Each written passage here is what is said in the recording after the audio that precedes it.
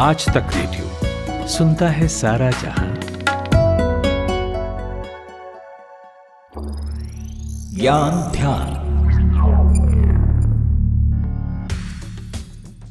CBI पिंजरे में बंद ऐसा तोता बन गई है जो अपने मालिक की बोली बोलता है।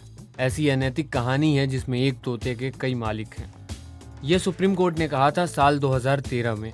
कोयला ब्लॉक आवंटन घोटाला मामले की सुनवाई थी। तत्कालीन विपक्ष बीजेपी को यह बात तब पसंद आई थी। फिर क्या, साल बदला, सरकार बदली, बीजेपी सरकार में आ गई और कांग्रेस विपक्ष में। अब बारी कांग्रेस की थी। उन्होंने कहना शुरू किया, सीबीआई से विपक्ष को डराया जा रहा है, सीबीआई सरकार की कठपुतली हो गई है। आरोप प्रत्यारोप से इतर सीबीआई देश की सबसे प्रमुख जांच एजेंसी में से एक बनी रही। साथ ही सीबीआई के डायरेक्टर के चुनाव को लेकर समय समय पर विवाद होते रहे। आज हम आपको इस पावरफुल ऑर्गेनाइजेशन के डायरेक्टर की ही चयन प्रक्रिया बताएंगे, साथ ही ये भी कि कैसे उन्हें हटाया जा सकता है। नमस्कार, आप सुन रहे हैं आज तक रेडियो। मैं हूं रोहित अनिल त्रिपाठी और ये है आज तक रेडियो का एक्सप्लेनर पॉडकास्ट ज्ञान ध्यान।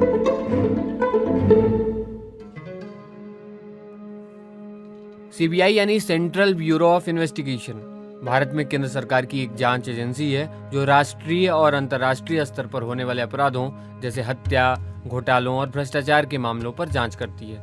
सीबीआई की स्थापना साल 1963 में होम मिनिस्ट्री के प्रस्ताव के मुताबिक की गई। मुख्यालय इसका नई दिल्ली में है। अक्सर कई मुद्दों पर आप सीबीआई जांच की मांग सुनते होंगे, लेकिन भारत सरकार राज्य सरकार की सहमति से ही राज्य में मामलों की जांच करने का आदेश सीबीआई को देती है।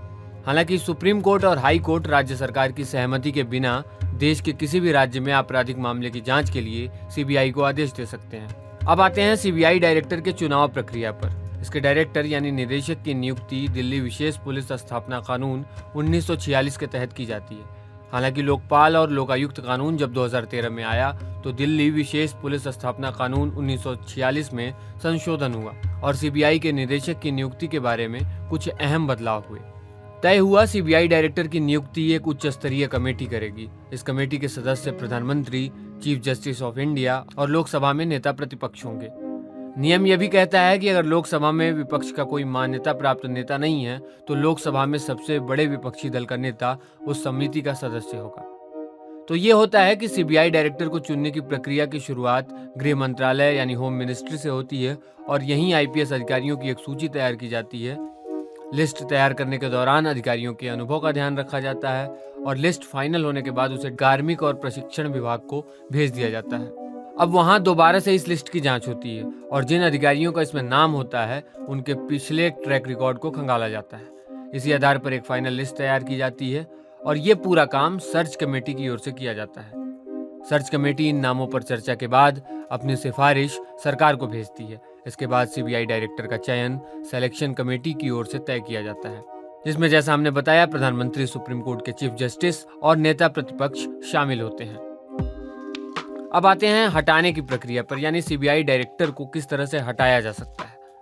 साल 1997 से पहले सीबीआई डायरेक्टर को सरकार अपनी मर्जी से कभी भी हटा सकती थी, लेकिन साल 1997 में विनीत नारायण मामले के बाद सुप्रीम कोर्ट ने कार्यकाल कम से कम 2 साल का कर दिया ताकि डायरेक्टर बिना दबाव के अपना काम कर सके। सीबीआई के डायरेक्टर को हटाने के लिए पूरे मामले की जानकारी सिलेक्शन पैनल को भेजनी होती है।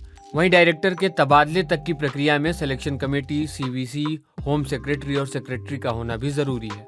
सीबीआई डायरेक्टर को हटाने के लिए कार्मिक और प्रशिक्षण विभाग को हाई लेवल कमेटी के पास ही मामला ले जाना पड़ता है।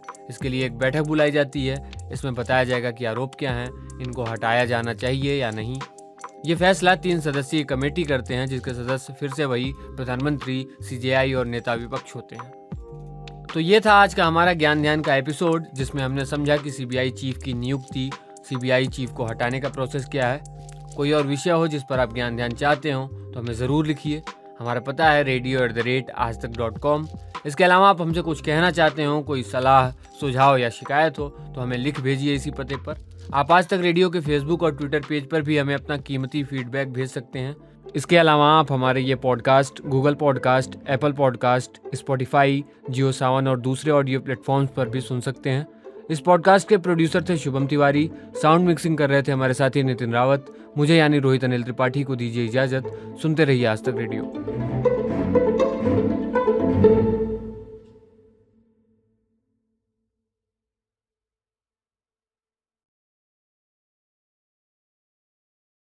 है।